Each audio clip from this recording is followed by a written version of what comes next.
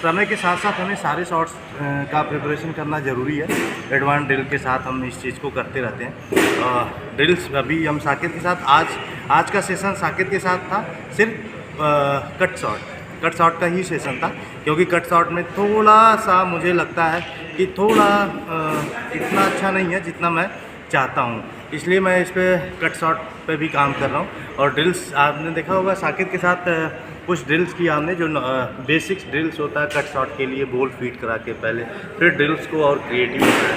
तो क्रिएशन करना और क्रिएटिव ड्रिल्स में ही अगर प्लेयर की मसल्स मेमोरी और ज़्यादा इम्प्रूव होती है। जितना ज़्यादा आप क्रिएटिव ड्रिल्स करेंगे, एडवांस ड्रिल करेंगे, उतना ज़्यादा आपकी मसल मेमोरी इम्प्रूव होगा, वही मेन आपके गेम को सही करता है। आपने देखा होगा 2-3 चीज़ें थी कट शॉट के इस ड्रिल में साकेत के साथ, ताकि हम साकेत का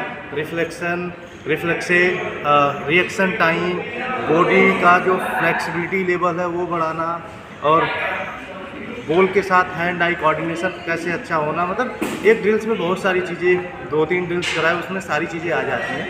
तो इसमें देखा होगा शुरू में मैंने साकेत को जो बेसिक्स फीड करते हैं कट वो किया, फिर मैंने नेचुरल तरीके से फीड किया बॉल को साकेत को कट शॉट के लिए। और वो फीडिंग ऐसा नहीं था, मैंने एक भी बॉल पे बहुत अच्छे टाइम पे करेगा और जाएगा भी, हैंड और आई का कोऑर्डिनेशन भी अच्छा होगा, बॉल और आइज का कोऑर्डिनेशन भी अच्छा होगा। इसमें कई बार ये ओपन चेस्ट हो जा रहा है। देखिए कोई भी अगर आप शॉट खेलते हो, जैसे आपका वर्टिकल शॉट, हॉरिजॉन्टल शॉट, ऐसा नहीं है कि फ्रंट शोल्डर का रोल सिर्फ वर्टिकल शॉट में होता है। जैसे हम बोलते हैं ना, शोल्डर लीन करो, सीधा जाओ, फिर ट्राई करो, ये वर्टिकल शॉट में तो है ही है, पुल और कट में भी है, स्वीप में भी है, जितने भी क्रिकेट में शॉट्स हैं, जितने भी शॉट्स हैं, सब में फ्रंट शोल्डर का मेन रोल है। साकेत थोड़ा गलती इसमें ये कर रहा था कि ये जाते जाते जैसे ही बैट यहाँ ला रहा था, यहाँ पे जैसे ही आ रहा था, ऊपर से नीचे की तरफ बैट लिप जैसे ऊपर है, नीचे की तरफ इसका ये शोल्डर, ये फ्रंट शोल्डर हट जा रहा है, तो इससे थोड़ा ओपन चेस्ट हो जा रहा है, जिससे बैट बंद हो रहा है और कट पॉइंट और ये गली के एरिया में ना जाके सीधे कवर पर जा रहा है, जो गलत है, उधर की तरफ जा रहा है। तो इसमें मेन प्रॉब्लम है, इसको सही करना हमें स्टेबल रहना है इस शोल्डर को। जैसे हम कट शॉट खेलते हैं, देखिए ये कट शॉट खेले, शोल्डर लेके गए, मारने के बाद यहीं पर स्टेबल रखना है, हिलना नहीं है। ऐसे शोल्डर हुआ तो आप ओपन हो जाओगे, और फिर बैट प्रॉपर नहीं लगती, जो इनर एज है इस पर लगेगा आपका कट शॉट, तो इनर एज पर लगेगा तो इधर की तरफ जाएगा। ये रहा बेसिक्स प्रॉब्लम था, धीरे धीरे करके और इम्प्रूव होगा। पहले और ज़्यादा प्रॉब्लम था इसमें, पहले जब मारता था, शुरू में जब कराया था, आज 8-10 दिन पहले कट शॉट की प्रैक्टिस कराया था, तो ये मारता था, ये पैर अपना ऐसे उठाता था, आगे वाला, पीछे वाला सॉरी, तो ये जब उठता था तो अपराइट हो जाती थी, तो उसमें भी प्रॉब्लम होता था। अब ये पैर तो स्टेबल होने लगा है, पीछे वाला पैर स्टेबल हो रहा है, जो मेन है कट शॉट के लिए, बैलेंस को प्रॉपर बनाने के लिए। मारने के बाद ये पैर नहीं उठना चाहिए, ये पैर उठेगा मतलब आपकी बॉडी अपराइट होगी। मेन पीछे वाले पैर का ही कोई भी शॉट खेलते हो तो उसका बैलेंस बराबर पीछे वाले पैर पे भी होना चाहिए, क्योंकि वो बैलेंस को पूरी आपकी अपर बॉडी, जितनी बॉडी का जितना पोस्चर है उसको खींच के रखता है, एक एलाइन में रखता है, आपके अलाइनमेंट अच्छे होते हैं उससे।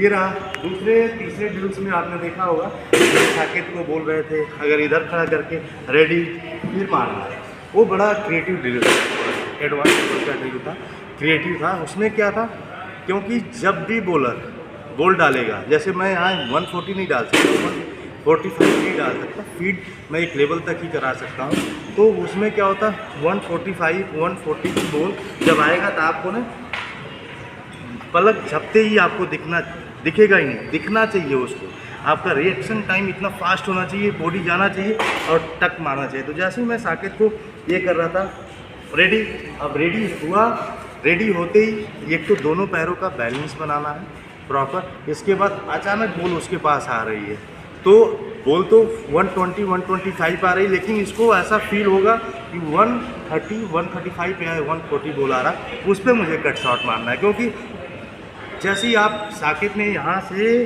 जैसे ही जंप किया, अब इसको बॉडी का बैलेंस भी मेंटेन करना है। दूसरा क्या, साकेत बॉडी का बैलेंस मेंटेन करने के साथ साथ फिर रेडी होता है, फिर इसकी अपर बॉडी चलती है कट शॉट के लिए। तो उसमें कई बार लेट हो जाता था, क्योंकि इतना फास्ट अभी इसके रिफ्लेक्सेस नहीं है। बॉडी की फ्लेक्सिबिलिटी भी अभी थोड़ा और इम्प्रूव होनी है। ये धीरे धीरे 2-4 दिन, 1 हफ्ते में आ जाएगा, 10 दिन में आ जाएगा, धीरे धीरे अच्छा कर रहा है। तो इसके लिए मैंने ये ड्रिल कराया। और तीसरा चौथा बेनिफिट, बहुत सारे बेनिफिट्स हैं, मैं जो मेरे माइंड में चलते हैं मैं वो आपको हाईलाइट कर देता हूँ।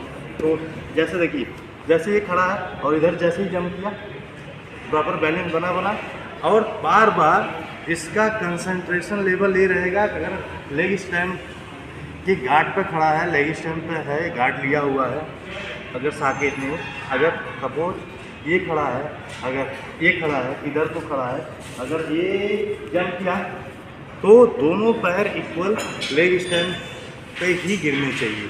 तो भी एक टास्क था, एक साकेत के ऊपर एक टास्क वो भी है कि भाई हमारा पैर दोनों लेग स्टैम्प पे गिरना चाहिए, ताकि हमें प्रॉपर देखना है कितना डिसिप्लिन है, कितना कंसंट्रेट है अपने बैटिंग में, कितना अच्छा बॉडी सेटअप बना सकता है, कितना अच्छा बैलेंस बना सकता है। क्योंकि जैसे ही आप लेग स्टैम्प का गार्ड आपको पता होता है, कई बैटर लेते हैं मिडिल का लेते हैं, लेग इसलिए लिया जाता है कि आपको लेग स्टैम्प का पता होता है, इजीली आपको of stamp, middle stamp easily आपको पता चल जाता है। इसलिए ये भी एक टास्क था इसमें लेने के लिए। तो इसमें भी साकेत को बराबर हेल्प मिल रहा था। दूसरा, बॉडी का बैलेंस तो है ही है, रिएक्शन टाइम है ही है। बॉडी एक बार स्विच ऑफ करके देखिए, एक बार हमने स्विच ऑफ कर रखा है, देखिए यहाँ पे खड़ा है, स्विच ऑफ, स्विच ऑन, फिर स्विच ऑफ, फिर स्विच ऑन। तो उनको 2-3 बैटर को ये करना है, मतलब अपने आप को एक्टिव रखना है। अपने आप कितना एक्टिव रख सकते हैं अपने आप में, एक टास्क होता है। जैसे मैं जनरल कट शॉट मार रहा हूँ तो ईजी लगेगा। आज जब भी हमने task switch off, switch on, फिर स्विच, यहाँ गिरने के बाद थोड़ा स्विच ऑफ होता है, बॉडी हल्का सा कुछ सेकंड से भी कम, इसके बाद फिर स्विच ऑन बुलाते टाइम कई बार आपको स्विच ऑन। तो इससे बॉडी तो चलती है, जैसे मैंने पहले भी बताया था, आपका न्यूरो सिस्टम भी अच्छा काम करता है, आपकी मसल्स मेमोरी अच्छा तरीके से डेवलप होती है।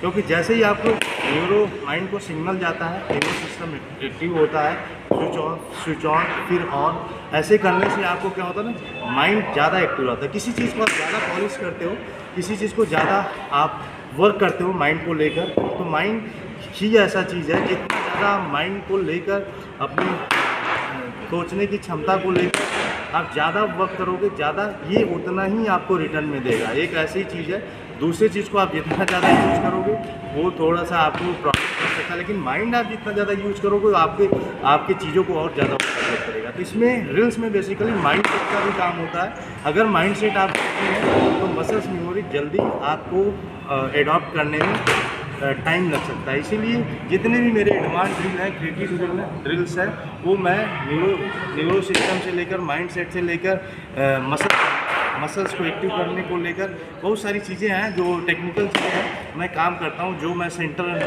अपने 1-on-1 ट्रेनिंग कराता हूँ स्टूडेंटों को, उस जगह ही मैं इस चीज़ को इम्प्लीमेंट कर पाता हूँ। अदरवाइज वीडियो तो मैं बस छोटे छोटे आपको हाईलाइट्स बता देता हूँ जो आपकी ज़रूरत है। जैसे किसी प्लेयर के साथ मैं काम कर रहा हूँ तो मेरा वीडियो डालने का मकसद ही यही होता है कि थोड़ा आप भी दिमाग लगाइए, आप भी चीज़ों को करिए। 100% नहीं कर पाएंगे, 40-50% भी करेंगे तो ठीक है। एटलीस्ट मैं एज ए कोच मैं क्रिकेट को बहुत प्रमोट करता हूँ और मैं चाहता हूँ कि सभी लोग अच्छे लेवल में खेलें और अच्छी ट्रेनिंग करें। और आई होप मैं ये भी चाहता हूँ जो लड़के मेरे पास 1-on-1 सेशन कर रहे हैं और इनका इम्प्रूवमेंट देखकर मैं एज ए कोच बहुत संतुष्ट होता हूँ, सेटिस्फाइड होता हूँ कि मैं कुछ इन लोगों के लिए कर पा रहा हूँ और ये लोग भी बहुत खुश रहते हैं। और मैं बराबर इन लोगों से तालमेल करके ही लेसन प्लान तैयार करके बात करता हूँ। तो एक कोच के लिए सबसे बड़ी बात यही होती है हमारा स्टूडेंट अच्छा कर रहा है, चाहे वो किसी भी लेवल में खेले, district level, state level, country level, वो एक कोच के लिए बहुत ही होता है। या क्लब लेवल में भी अच्छा खेले, अच्छा क्रिकेट खेलना चाहिए। मेरा मकसद ये नहीं है कि मुझे बहुत जल्दी इस चीज़ को करना है। क्रिकेट मीन्स सीखने के लिए खेलो, तो आप जल्दी सक्सेस रहोगे। अगर जल्दी कुछ करने के लिए खेलोगे तो सफलता नहीं मिलेगा। तो मेरा यही है कोचिंग का भी फंडा कि अगर मैं जिसको ट्रेनिंग करा रहा हूँ अगर वो प्लेयर एज ए लर्नर सीखने के लिए खेल रहा है, चाहे वो कितना भी अच्छा प्लेयर है, तो डेफिनेटली एक न एक दिन वो अच्छा प्लेयर बन जाएगा। तो हमेशा मैं सबसे यही कहूँगा कोचेस से और स्टूडेंट से जितने भी हैं कि सीखने के लिए ज़्यादा खेलो। जब आपके अंदर सीखने की भावना रहेगी तो आप डेफिनेटली अच्छा करोगे। जब सीखोगे तो आप चैंपियन भी बनोगे, जीतोगे भी, सब कुछ अच्छा होगा। तो ये मेरा मकसद है। थैंक यू भाई।